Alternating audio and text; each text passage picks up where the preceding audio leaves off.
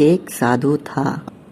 वह रोज घाट के किनारे बैठकर चिल्लाया करता था, जो चाहोगे सो पाओगे, जो चाहोगे सो पाओगे। बहुत से लोग वहां से गुजरते थे, पर कोई भी उसकी बात पर ध्यान नहीं देता था और सब उसे एक पागल आदमी समझते थे।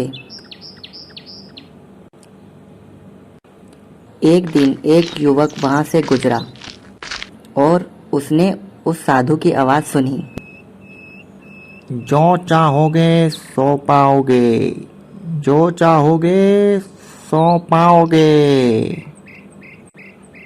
और आवाज सुनते ही उसके पास चला गया। उसने साधु से पूछा, महाराज, आप बोल रहे थे कि जो चाहोगे सो पाओगे, तो क्या आप मुझे वो सब दे सकते हैं जो मैं चाहता हूँ? साधु उसकी बात सुनकर बोला, हाँ बेटा, तुम जो कुछ भी चाहते हो मैं उसे जरूर दूंगा। बस तुम्हें मेरी बात माननी होगी। लेकिन पहले ये बताओ कि तुम्हें आखिर चाहिए क्या? युवक बोला, मेरी तो एक ही ख्वाहिश है कि मैं हीरो का बहुत बड़ा व्यापारी बनना चाहता हूँ। साधु बोला, कोई बात नहीं, मैं तुम्हें एक हीरा और एक मोती देता हूँ। उससे तुम जितने भी हीरे मोती बनाना चाहोगे बना पाओगे। और ऐसा कहते हुए साधु ने अपना हाथ आदमी की हथेली पर रखते हुए कहा, पुत्र, मैं तुम्हें दुनिया का सबसे अनमोल हीरा दे रहा हूँ। लोग इसे समय कहते हैं। इसे तेजी से अपनी मुट्ठी में पकड़ लो और इसे कभी मत गंवाना।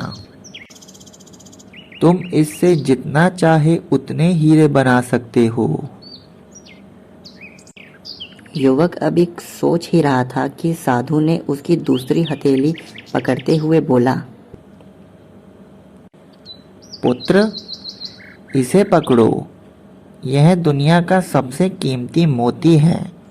लोग इसे धैर्य कहते हैं। जब कभी समय देने के बावजूद भी परिणाम ना मिले तो इस कीमती मोती को धारण कर लेना।